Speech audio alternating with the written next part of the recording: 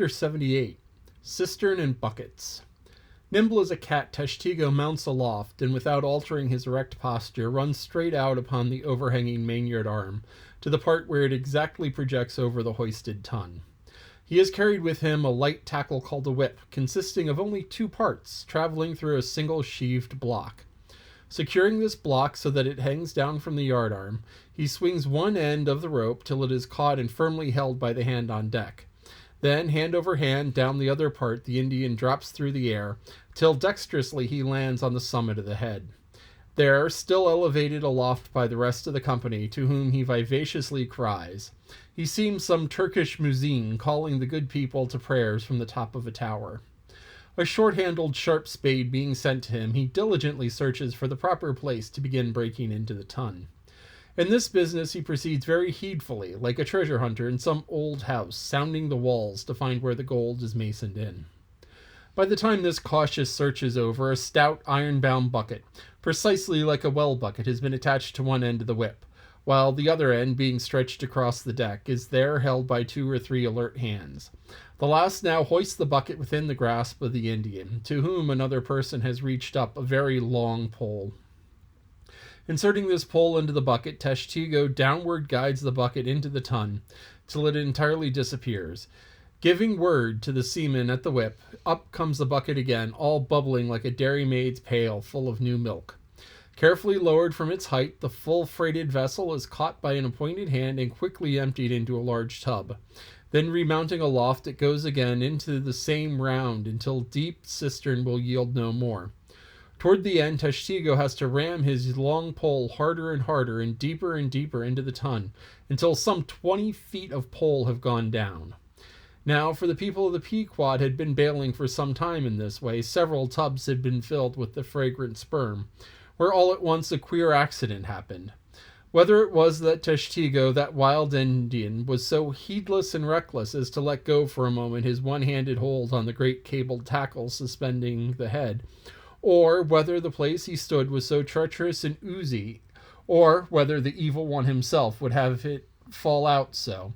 Without stating his particular reasons, how it was exactly, there was no telling how, but on a sudden, as if the 80th or 90th bucket came suckingly up, my God, poor Tashtego, like the twin reciprocating bucket into the veritable well, dropped head first down into this great ton of Heidelberg, and with a horrible oily gurgling went clean out of sight. "Man overboard," cried Daggoo, who amid the general consternations first came to his senses. "Swing the bucket this way," and putting one foot into it so as to better secure his slippery handhold on the whip itself, the hoisters ran high up to the top of the head, almost before Tashtego could reach its inner bottom. Meantime there was a terrible tumult. Looking over the side, they saw before them the lifeless head bobbing and heaving just below the surface of the sea, as if that moment had seized one of some momentous idea, whereas it was only the poor Indian unconsciously revealing by those struggles the perilous depths to which he had sunk. At that instant, while Daggoo on the summit of the head was clearing the whip, which had somehow got in afoul of the cutting tackles, a sharp crackling noise was heard, and, to the unspeakable horror of all, one of the 2 enormous hooks suspending the head tore out, and with a vast vibration the enormous mass sideways swung, till the drunk ship reeled and shook as if smitten by an iceberg. The one remaining hook, upon which the entire strain now depended, seemed every instant to be on the point of giving way, an event still more likely from the violent motions of the head. Come down," yelled the seaman to Daggoo, but with one hand holding on to the heavy tackles so that if the head should drop he would still remain suspended. The Negro, having cleared the foul line, rammed down the bucket into the now collapsed well, meaning that the buried harpooner should grasp it and so be hoisted out. "In heaven's name, man," cried Stubb, "are you ramming home a cartridge there? Avast! How will that help? Ramming that iron-bound bucket on top of his head? Avast, will ye?" "Stand clear of the tackle," cried a voice like a bursting of a rocket. Almost at the same instant, with a thunder boom, the enormous mass dropped into the sea, like Niagara's table rock into the whirlpool. The sudden relieved hull rolled away from it so far down her glittering copper, and all caught their breath, as if half swinging, now over the sailors' heads, now over the water. Daggoo, though a thick mist of spray, was dimly beheld clinging to the pendulous tackles, while poor, buried alive Tashtego was sinking utterly down to the bottom of the sea. But hardly had the blinding vapor cleared away when the naked figure with a boarding sword in his hand was, for one swift moment, seen hovering over the bulwarks. The next, a loud splash announced that my brave Queequeg had dived to the rescue. One packed rush was made to the side, and every eye counted every ripple, as moment followed moment, and no sign of either sinker or diver could be seen. Some hands now jumped into a boat alongside and pushed a little off from the ship. "Ha ha!" cried Daggoo all at once from his now quiet swinging perch overhead. And looking further off to the side, he saw an arm thrust upright from the blue waves, a sight to see, as an arm thrust forth from the grass over a grave. "Both! Both! It is both!" cried Daggoo again with joyful shout. And soon after, Queequeg was seen boldly striking out with one hand, and with the other clutching the long hair of the Indian.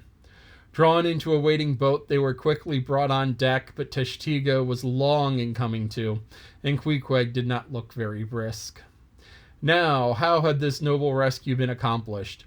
Why, diving after the slowly descending head, Queequeg with his keen sword had made side lunges near its bottom, so as to scuttle a large hole there.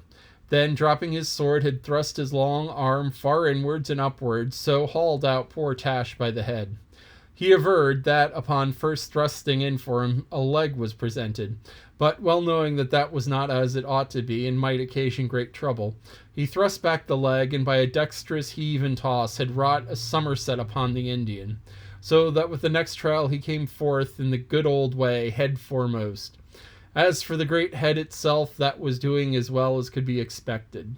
And thus, through the courage and great skill in obstetrics of Queequeg, the deliverance, or rather the delivery of Tashtego, was successfully accomplished, in the teeth, too, of the most untoward and apparently hopeless impediments, which is a lesson by no means to be forgotten. Midwifery should be taught in the same course with fencing and boxing, riding and rowing. I know that this queer adventure of the gay headers will be sure to seem incredible to some landsmen, though they themselves may either seen or heard of someone falling into a cistern ashore, an accident which not seldom happens, and with much less reason too than the Indians, considering the exceeding slipperiness of the curb of the sperm whale's well. But peradventure it might be sagaciously urged, how is this? We thought that the tissued, infiltrated head of the sperm whale was the lightest and most corky part about him, and yet thou mayst sink in an element of far greater specific gravity than itself. We have thee there, not at all, but I have ye, for the poor time Tash fell in the case it had been fairly emptied of its lighter contents, leaving little but the dense tendinous wall of the well, a double-welded, hammered substance, as I have said before, much heavier than the sea water, and a lump of which sinks in it like lead almost. But the tendency to rapid sinking in this substance was in the present instance materially counteracted by the other parts of the head remaining undetached from it, so that it sank very slowly and deliberately indeed, affording Queequeg a fair chance at performing his agile obstetrics on the run, as you may say. Yes, it was a running delivery, so it was. Now Tashtego perishing in that head, it had been a precious perishing, smothered in the whitest and daintiest of fragrant spermaceti, coffined, hearsed, and tombed in the secret inner chamber and sanctum sanctorum of the whale. Only one sweeter end can readily be recalled, the delicious death of the Ohio honey hunter, who, seeking honey in the hot crotch of a hollow tree, found such an exceeding store of it that, leaning in too far, it sucked him in so that he died embalmed. How many, think ye, likewise have fallen into Plato's honey mead and sweetly perished there? This is the end of chapter 78. Now, it's kind of interesting, because as I was reading the description of Tashtego being pulled out of the sperm whale's head by Queequeg, so Tashtego slipped and fell into the sperm whale's head, which by this point was mostly emptied.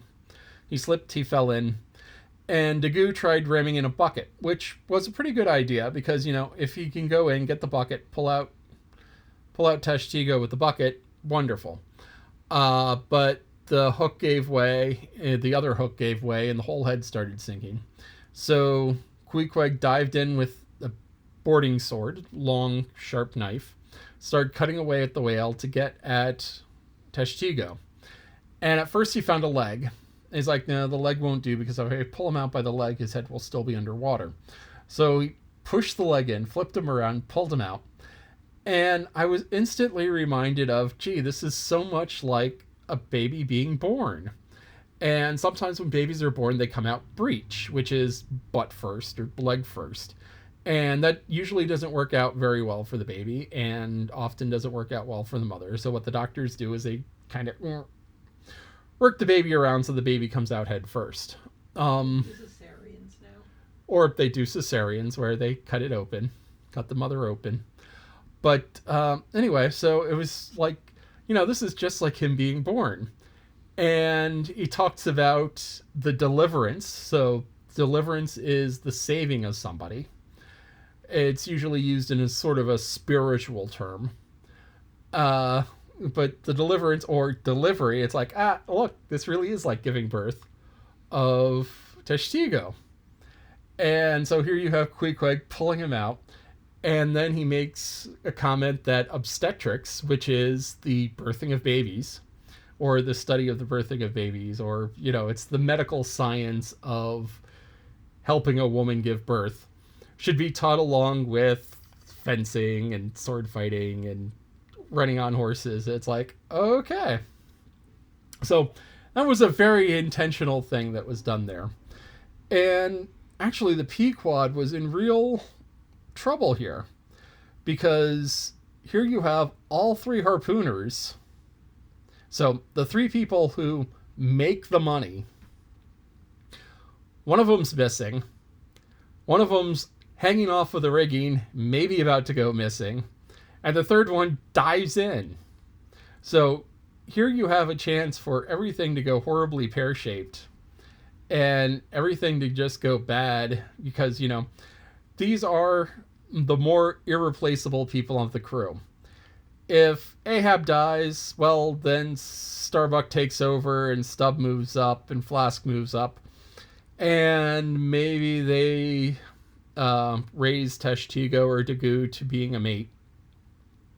But, they still can function.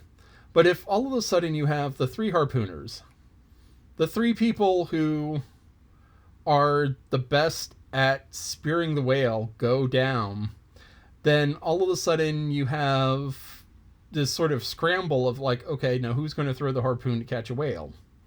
And all of a sudden their efficiency drops. And not only that, what chance do they have against the greatest boat-eating whale of all, Moby Dick, if they don't have Queequeg, Tashtego, and Dagu? So, this was a chance for something to really go bad here. But fortunately, everybody came out of it okay, which was a very good thing.